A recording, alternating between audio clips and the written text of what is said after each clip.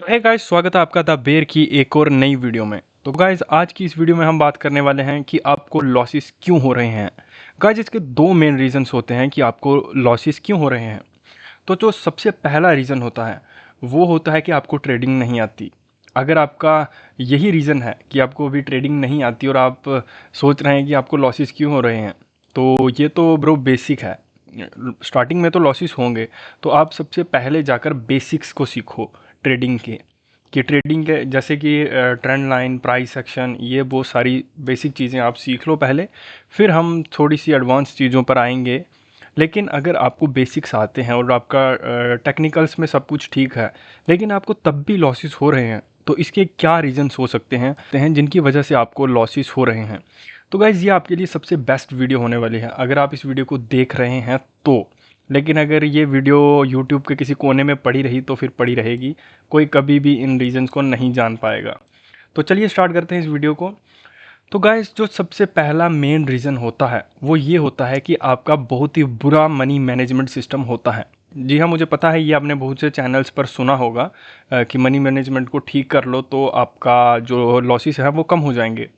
लेकिन guys, actually में money management जो होता है वो क्या होता है, एक्चुअली में आपको उसकी थ्योरी ही पता नहीं होती, क्योंकि एज सच कहीं पर भी डिटेल में नहीं है कि जो मनी मैनेजमेंट होता है वो क्या होता है। तो पहले हम पता करते हैं कि मनी मैनेजमेंट क्या होता है।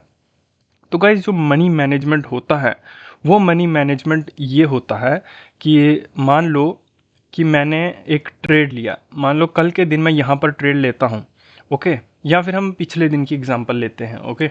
तो मान लो मैंने यहाँ पर ट्रेड लिया, ओके, इस कैंडल पर मैंने ट्रेड लिया था और ट्रेड मेरी फेवर में चलने लगा। तो अब मेरा मनी मैनेजमेंट मेरे को बोलेगा मेरे प्रॉफिट की रेशो पर निकलने का। जैसे कि मेरा जो प्रॉफिट रेशो होता है वो 0.40% से लेकर 0.50% के बीच होता है, मानी यानी कि 200 पॉइंट्स, ओके। तो ये हम आगे 200 पॉइंट्स तक, ओके। अब मेरा मनी मैनेजमेंट मेरे को सबसे इम्पॉर्टेंट चीज़ बताता है, जो कि मैं सबसे पहले देखता हूँ और हर एक ट्रेडर सबसे पहले देखता है कि उसका स्टॉप लॉस कितना होगा। तो स्टॉप लॉस भी लगभग 200 पॉइंट्स के आसपास होता है, ओके। अब इसमें मनी मैनेजमेंट कैसा। अब मनी मैनेजमेंट ये है, मनी मैनेजमेंट एक्चुअली में आपका डिसिप्लिन है, आपकी डेली रूटीन है। अगर मार्केट यहाँ से मुड़ जाती और इस एरिया को टच कर लेती तो मैं यहाँ पर डेफिनेटली निकल जाता। उसके बाद मैं ये नहीं सोचता कि हो सकता है मार्केट यहाँ से मुड़ जाए, हो सकता है मार्केट अच्छा मूव कर दे। ये मनी मैनेजमेंट मेरे को बोलता है कि अगर मेरा स्टॉप लॉस गया मेरे को निकलना है, और अगर मेरा टारगेट गया तो भी मेरे को निकलना है। उसके बाद मुझे सोचना नहीं है कि मार्केट रिवर्स होगी या क्या होगा। और जो आप कर रहे हैं उसमें आप या तो रुकते रहते होंगे कि मार्केट घूमेगी घूमेगी घूमेगी, लेकिन ऐसा होता नहीं है, ओके। और अगर मार्केट आपके अगेंस्ट जा रही है, आपको पता चल चुका है कि मार्केट कि आप गलत हो चुके हैं, तो भी ये आपका डिसिप्लिन बनता है कि आप तब तक रुको जब तक आपका स्टॉप लॉस ना जाए, ओके। तब तक आप होप्स लगा सकते हो कि मार्केट कहीं से भी घूम सकती है। लेकिन अगर आपका स्टॉप लॉस आ गया है तो डेफिनेटली आपको वहाँ पर निकलना है, और ये आपका डेली रूटीन होना चाहिए कि टारगेट स्टॉप लॉस ये आपको लेना है। और जो आप सुनते हो ना कि ऑलवेज जो भी मतलब आप रुको, उसके लिए अपने अपने लंबे टारगेट्स के लिए रुको, स्टॉप लॉस छोटे रखो, टारगेट लंबे रखो, वो चीज़ें गाइस मार्केट में काम नहीं करती। मैं आपको सही में बता रहा हूँ, वो चीज़ें मार्केट में काम नहीं करती। जैसे कि मान लो कि मैंने एक ट्रेड लिया और मेरा टारगेट यहाँ तक था, लेकिन अगर मैं यहाँ तक रुकता तो हो सकता था मेरे को प्रॉफिट हो सकता था, हो सकता है कि मेरे को प्रॉफिट ज़्यादा हो जाता। लेकिन मैं यहीं पे निकल गया क्योंकि मेरा जो डिसिप्लिन है वो मेरे को यहाँ निकलने के लिए बोल रहा था।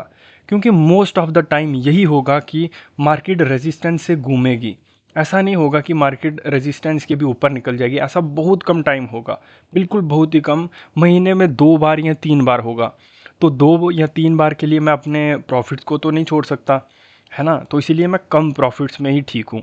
200 पॉइंट्स वैसे तो कम प्रॉफिट नहीं होते, प्रीमियम के हिसाब से लगभग 20% आपकी कैपिटल के हिसाब से बन जाता है, ओके।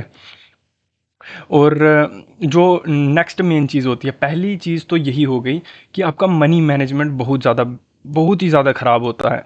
आप स्ट्रिक्ट नहीं रह सकते अपने डिसिप्लिन पर। आप बार बार रुकते हो कि कब लाइक मार्केट घूम जाएगी, रुकता हूँ अभी। या फिर प्रॉफिट पर तो कोई रुकता ही नहीं है, प्रॉफिट पर तो सब जल्दी निकलने की सोचते हैं, लेकिन लॉस पर यही होता है कि लॉस ज़्यादा बड़ा ले लेते हैं। और हाँ, दूसरा मेन रीज़न यही है कि आप लॉसेस को बड़ा कर देते हो और जो आपके प्रॉफिट्स होते हैं उनको आप छोटा कर देते हो, है ना।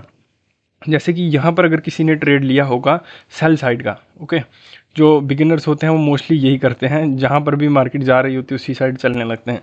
लेकिन मैं ये एज्यूम कर रहा हूँ कि आप थोड़े से एडवांस ट्रेडर हो। एडवांस मतलब थोड़ा सा आपको टेक्निकल्स के बारे में कुछ पता है, ओके। तो यहाँ पर आप क्या करते हो कि आप लॉसेस को बढ़ाना शुरू कर देते हो। और जो आपके स्टॉप लॉसेस होते हैं, आई नो ये चीज़ें आपने सुनी होंगी, लेकिन इस सीरीज़ में हम आगे और भी बहुत सी चीज़ें ऐड करने वाले हैं एडवांस। सच में बोल रहा हूँ, बहुत सी एडवांस चीज़ें हम इसमें ऐड करने वाले हैं, लेकिन मुझे इस सीरीज़ को बेसिक से ही स्टार्ट करना होगा, ओके। तो जो दूसरा मेन रीज़न ये होता है कि आप लॉसेस बड़े लेते हो और टारगेट्स को छोटा कर देते हो। जैसा कि मैंने आपको फर्स्ट पॉइंट में बोला है कि आपका आरआर रेशो कम से कम 1:1 होना चाहिए, ओके। इससे जब आपको लॉसेस होंगे तो वो भी आपके पॉकेट साइज़ के हिसाब से ही होंगे। चाहे वो मैं हूँ या फिर कोई और है, कभी भी आप मार्केट में सही साबित नहीं हो सकते। महीने में एक बार या महीने में 2 बार या 3 बार या हफ्ते में एक बार, या हो सकता है कि डेली हो। गलत तो हमको होना ही है, ओके। हर कोई गलत होता है। तो अगर आपका स्टॉप लॉस आ गया है तो इसमें कोई भी बुराई नहीं है कि आप उसको एक्सेप्ट कर लो और मार्केट से निकल जाओ। और आपका डिसिप्लिन होना चाहिए कि आप खुद से अपना डिसिप्लिन बनाओ कि आपको दिन में कितने ट्रेड्स लेने हैं। मैं तो यही बोलूँगा कि आप कम से कम एक ट्रेड लो और उसके बाद मार्केट को देखो। और आपका सबसे बड़ा रीज़न या फिर एक और रीज़न होगा आपके लॉसेस का, वो ये होगा कि आप अर्ली मॉर्निंग्स को ही ट्रेड ले लेते होंगे, है ना। अर्ली मार्केट्स को ट्रेड आपको अवॉइड करना है। जैसे कि यहाँ पर अगर आप थोड़ी लेट ट्रेड लेते हैं, जो कि लगभग 9:40 के आसपास होता है, अगर आप इस एरिया को देखेंगे तो लगभग 9:40 के आसपास अगर आप ट्रेड लेते, यहाँ पर मोस्ट प्रोबेबली लोगों ने यहाँ पर पहली कैंडल में पैसे गंवाए होंगे। लेकिन अगर आप 9:40 पर लेते तो पॉसिबिलिटी बढ़ जाती कि आपको ये रेजिस्टेंस दिख जाता और आप इसको प्रॉफिट में बदल पाते। लेकिन ज़्यादातर लोगों ने तो लॉस करा होगा पहले, प्रॉफिट के बारे में तो, रेजिस्टेंस के बारे में तो लोगों ने सोचा ही नहीं होगा, है ना।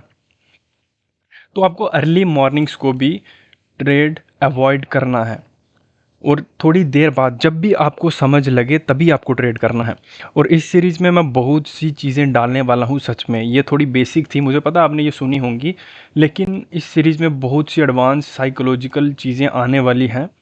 तो अगर अच्छा रिस्पॉन्स मिलता है तो डेफिनेटली हम वीडियोज़ डालेंगे, है ना।